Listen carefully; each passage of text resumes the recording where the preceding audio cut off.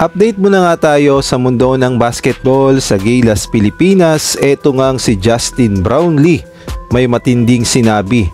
Samantalang ang dating Gilas Pilipinas player na may height na 7'1", nasaan na kaya ngayon? Ngunit bago nga tayo magpatuloy, huwag kalimutang mag-like, subscribe, pakipindot na rin ang notification bell para updated ka sa susunod kong i-upload. Alam naman nating lahat na sobrang mahal ng mga Pilipino itong si Justin Brownlee dahil mahal niya rin ang Pilipinas. Kaya naman hindi nga maikakaila na kapag sinabing Barangay Ginebra, nakatatak na ang pangalang Justin Brownlee na hinahangaan talaga ng buong Pilipinas.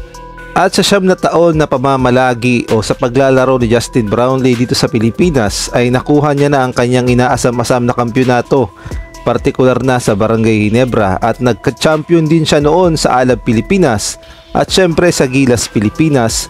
At dahil mahal nga ni Justin Brownlee ang Pilipinas ay pumayag siyang maging naturalized player ng Gilas. Kaya naman naging modelo itong si Justin Brownlee sa larangan ng basketball, at kahit nga sa mga basketball court ay nakatatak na itong si Justin Brownlee. At may mga nagsasuggest pa nga na pagawa na ng rebulto itong si Justin Brownlee dahil sa sobrang pagmamahal niya at loyal niya sa Pilipinas. At kaya naman pala mahal na mahal ni Justin Brownlee ang Pilipinas ay may sinabi nga siya na talaga namang nakakaantig sa lahat ng puso ng bawat Pilipino. Ang sabi nga ni Justin Brownlee, "The Philippines saved my life, saved my basketball career, I never been this happy." So lumalabas na tumatanaw talaga ng utang na loob itong si Justin Brownlee sa Pilipinas, kaya naman hindi niya may pagpapalit ang Pilipinas sa ibang liga dahil may mga offer sa kanya sa Japan, sa Korea at gayon na rin sa ibang bansa, ngunit tinanggihan niya lahat dahil gusto niyang maglaro sa Pilipinas dahil sa utang na loob. Kaya naman paniguradong tatanda na lang si Justin Brownlee at magiging coach balang araw ng Barangay Ginebra o kaya naman sa Gilas Pilipinas, ay sa Pilipinas pa rin ang kanyang puso dahil alam niya ang Pilipinas ang nagligtas sa kanya sa karera ng basketball. Samantalang sa ibang balita naman, naalala nyo pa ba ang dating naturalized player ng Gilas Pilipinas na si Isaiah Austin na ginamit sa FIBA Asia Cup Championship way back 2017?